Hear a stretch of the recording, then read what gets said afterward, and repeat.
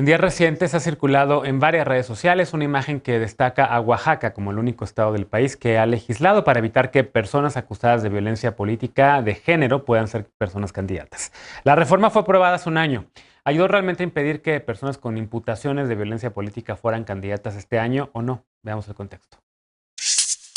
Rumbo a las elecciones de este 6 de junio, el Instituto Estatal Electoral y de Participación Ciudadana de Oaxaca negó el registro a los alcaldes de Santa Lucía del Camino, Dante Montaño Montero, y de San Jacinto Amilpas, Yolanda Santos Montaño. Sin embargo, la Sala Superior del Tribunal Electoral del Poder Judicial de la Federación ordenó al Instituto Electoral de Oaxaca conceder el registro a Montaño, quien perdió ante Juan García de Morena. Aunque la morenista Yolanda Santos no compitió, ha sido señalada por intervenir en el proceso para favorecer a Gabriela Díaz, tesorera en su administración y que se perfila como ganadora. Hace un año, el Congreso de Oaxaca realizó reformas para garantizar los derechos políticos electorales de las mujeres y sancionar actos de violencia política por razón de género. Con esto se convirtió en la primera entidad del país en legislar para que ninguna persona sancionada por violencia política, violencia familiar o incumplimiento en el pago de pensión alimenticia pueda ser candidata. También se estableció como causa para anular una elección cuando a la persona que resulte ganadora en un proceso electoral se le compruebe que cometió alguno de estos tres delitos. Este año, el Instituto Nacional Electoral acordó que para poder registrar una candidatura era requisito presentar una declaración 3 de 3 contra la violencia de género, pero según una revisión hecha por Transparencia Mexicana, solo en Coahuila, Colima, Durango, Sinaloa y Yucatán se informó quienes presentaron esta declaración. El Tribunal Electoral de Oaxaca informó que entre diciembre de 2020 y mayo pasado resolvió 55 juicios relativos a violencia política en razón de género, de los que 18 fueron descartados y 29 siguen en curso. Punto y contrapunto. Ahora sí, Estefanía, que me faltó decir, acompáñame a ver esta triste historia, porque pues no sirvieron realmente estas, o por lo menos en Oaxaca, el Tribunal Electoral ordenó que se registrara una persona. ¿Cómo lo ves? ¿Cómo mejorarlo? ¿Debería haber esta 3 de 3 para todas las personas candidatas o no?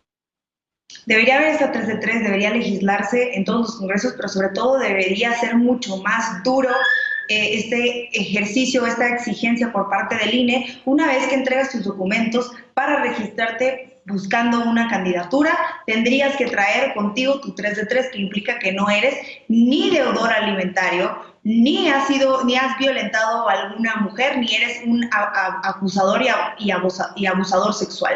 Creo que eso no tendría que ser un criterio de voluntad de las candidatas y los candidatos. Creo que no tendría que ser algo ahí para que te veas bien. Yo creo que tendría que ser obligatorio. Ya lo habíamos hablado en esta mesa y creo que esto pase implica que no tenga este rigor obligatorio. Claro que el Tribunal Electoral lo que dijo fue que esto ya no se podía aplicar porque estos casos de agresiones sucedieron el año pasado y que en el año pasado no era obligatorio que no fueras un agresor, que no hayas ejercido violencia política de género. Y existe esta máxima en derecho que sí se actualizó la norma y este acto puede seguir o se puede ser imputado todavía, pues se aplica la norma actual y creo que eso fue lo que hizo en su momento el Instituto Electoral y por eso quiso negarles el registro. El tribunal se equivoca en muchos sentidos porque el mensaje que manda es no pasa absolutamente nada y es peligroso porque hablamos de violencia política de género, lo que impide la participación de las mujeres en política, lo que implica el menoscabo de los derechos políticos de las mujeres,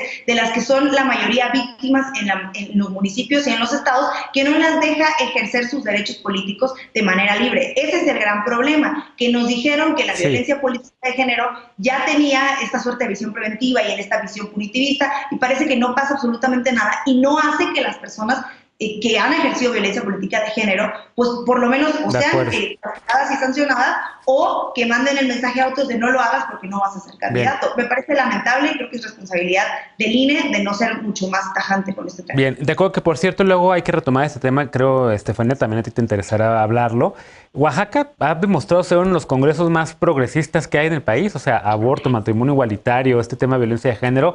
Luego hay que estudiar por qué y hay que hacer una mesa para hablar en específico qué es lo que está pasando en ese estado, que por cierto, donde gobierna el PRI, el gobernador es del PRI, pero en el Congreso hay muchas mujeres de distintos partidos y de corrientes de izquierdas que han avanzado estas agendas, ¿no? ¿Cómo ves tú este tema, Jorge? ¿Cómo parar la violencia política? ¿Cómo hacer que estos mecanismos que dicta el INE o que aprueban los congresos se vuelvan realmente efectivos y paren la violencia?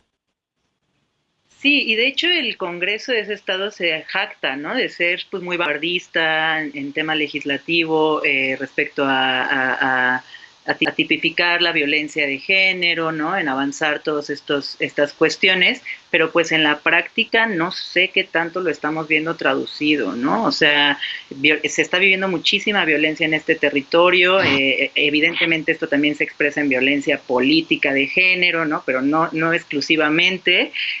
Ya llevamos 2 años de que se declaró la alerta por violencia de género y pues no hemos visto resultados, ¿no? Se han instalado una serie de programas y políticas, el Sistema Estatal de Prevención y Atención de la Violencia contra las Mujeres, la Ley Estatal de Acceso a una Vida Libre de Violencia de Género, esta Ley de Violencia Política de Género, pero en general pues no estamos viendo un avance en la disminución de la violencia, ¿no? Entonces, pues sí hay que también analizar como qué se necesita para poder ver traducido esto en campo, ¿no? Y para eso pues también pondría sobre la mesa reflexionar sobre qué tanto se está haciendo uso de la sociedad civil respecto a estos temas, ¿no? O sea, qué tanto financiamiento se está brindando a las instituciones, a las organizaciones de la sociedad civil en la implementación de soluciones a nivel local, qué tanto acceso se está dando a las organizaciones para capacitar, por ejemplo, al INE, al INE estatal, a las instituciones encargadas de prevenir y atender la violencia, ¿no? El involucramiento de este sector para poder llegar a poblaciones clave, pues sí es elemental. Y pues sí hay que seguir poniendo el ojo en esto, ¿no? En decir, pues, cómo podemos realmente ver traducido y ver una implementación pues que sí sirva respecto a todo lo que ya se ha legislado, que también creo que pues se necesita un compromiso a nivel nacional respecto a la prevención y la atención de la violencia política de género. Evidentemente pues se tiene que hacer que esto, la 3 de 3 sea vinculante y no solamente voluntario, pero pues pensar en innovaciones y en otros mecanismos que se puedan llevar al ámbito federal. Bien. ¿Cómo lo ves, Pili? Un tema que evidentemente Veloz ya hablaba también de otros puntos, ¿no? El tema de que también en la 3 de 3 tiene que estar el tema de que están pagando una pensión alimenticia si es que se divorciaron. ¿Qué más agregarías? ¿Cómo ves tú este tema? ¿Cómo podemos detener? Creo que nos interesa a todos y a todas, ¿no? Y a todos los partidos les debería interesar que no lleguen personas agresoras y violentadoras de otras personas y que no haya violencia de género, digamos, en estas contiendas políticas. Así es, Genaro. Mira, desgraciadamente en nuestro país tener leyes, por más perfectas que sean, no garantizan su aplicación correcta. La impunidad sigue siendo un gran pendiente en materia de Estado de Derecho y Administración de Justicia. En el caso de Oaxaca, que actualmente es el segundo estado a nivel nacional con más casos de violencia política. Estoy de acuerdo con Estefanía que sea obligatorio la 3 de 3 para todos los candidatos y candidatas también, porque yo creo que también la violencia la ejercen tanto mujeres como hombres, no se puede descartar a ninguno de los dos. A pesar de los importantes esfuerzos en materia de derechos políticos para las mujeres de la entidad, aún existe resistencia a su participación política. Pues ocupar un cargo público es un desafío para todas ellas debido al incremento de la violencia política contra las mujeres en razón de género. Aunque también hay que decir que todavía es poco el tiempo que la ley entró en vigor como para evaluar el efecto que ésta ha generado en ese estado en favor de las mujeres y poder decir si ha servido de algo o no. Leí un artículo de la organización feminista en Oaxaca, Mujeres de la Sal, que pese a las leyes de paridad de género, el sistema electoral no está diseñado para que garantice la participación política de las mujeres ni para castigar a los candidatos que ejercen acoso o violencia política hacia ellas. Pues en lo que va del año, el Instituto Electoral informó que la violencia política de género fue uno de los hechos más denunciados ante el organismo electoral de ese estado. También las instituciones no han diseñado mecanismos eficaces que protejan a las mujeres para establecer medidas cautelares ante amenazas o hechos. Yo les quiero platicar ahorita que estamos tocando ese tema, el caso más dramático fue el asesinato de Ivonne Gallegos, precandidata del PAN a presidenta municipal de Ocotlán, Morelos, Oaxaca, quien ella denunció reiteradamente las amenazas en sus redes sociales y nadie le hizo caso, no hubo autoridad que le hicieran caso.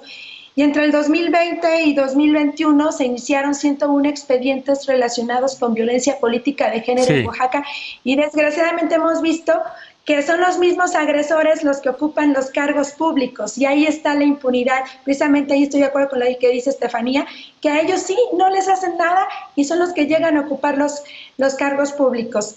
Y bueno, ya creo que ya se me acabó el tiempo, sí. Pero bueno, desgraciadamente todavía en nuestro país las leyes son como el inglés, se escriben de una forma y se pronuncian de otra. Está bueno. Pero hay que retomar el tema.